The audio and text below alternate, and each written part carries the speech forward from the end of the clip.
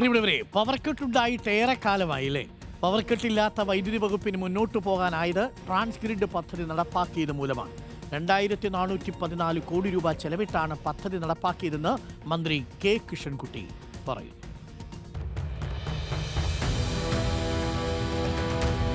Electricity ബോർഡിൽ തന്നെ Transgrid പദ്ധതിയിൽ 2414 കോടിയുടെ വികസന പ്രവർത്തനങ്ങളാണ് നടന്നു വരുന്നത്. 13 പദ്ധതികളാണ്.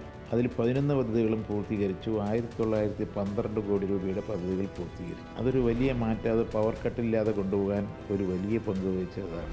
ചിറ്റൂർ പുഴപ്പാലം വിളയോട് റോഡ് 49 കോടി, കമ്പിളിച്ചുങ്കം അത്തിക്കോട് പെരുമ്പ് 22 കോടി ടെൻഡർ ചെയ്തു.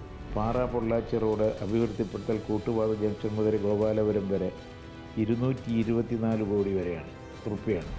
GBHSS ചിറ്റൂർ കെട്ടിട നിർമ്മാണം 5 കോടി, GBGHS ചിറ്റൂർ കെട്ടിട നിർമ്മാണം 3 കോടി, GHS കോഴിപ്പാറ കെട്ടിട നിർമ്മാണം 3 കോടി, GSMHS തത്തമംഗലം കെട്ടിട നിർമ്മാണം 3 crore, Chittoor government college sports complex 5.45 crore, Chittoor government infrastructure development 12 കോടി, ചിറ്റൂർ താലൂക്ക് ആശുപത്രി 70.51 കോടി, മൂലത്തര RBC എക്സ്റ്റൻഷൻ 262 കോടി, വടകരപ്പള്ളി റെഗുലേറ്റർ 29.5 കോടി, പെരുമാട്ടി പെറ്റഞ്ചേരി നെല്ലേപ്പള്ളി സമഗ്ര കുടിവെള്ള പദ്ധതി 78.10 കോടി. അപ്പോൾ തീർച്ചയായിട്ടും കിഫ്ബി ഒരു വലിയ ഘടകമായിരുന്നു.